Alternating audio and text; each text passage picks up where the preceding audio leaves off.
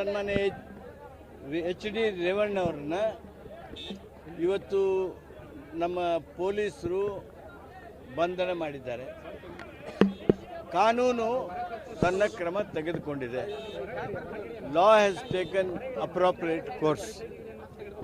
ಅವರ ವಿರುದ್ಧ ಇರತಕ್ಕಂಥ ಆಪಾದನೆಗಳ ಹಿನ್ನೆಲೆಯೊಳಗೆ ಏನು ಕೇಸ್ ರಿಜಿಸ್ಟರ್ ಆಗಿತ್ತು, ಏನು ಕೆಲವು ಪುರಾವೆಗಳು ಲಭ್ಯ ಆಗಿದ್ದು, ಆ ಹಿನ್ನೆಲೆಯಲ್ಲಿ ಅವ್ರನ್ನ ಬಂಧನ ಮಾಡಿದ್ದಾರೆ.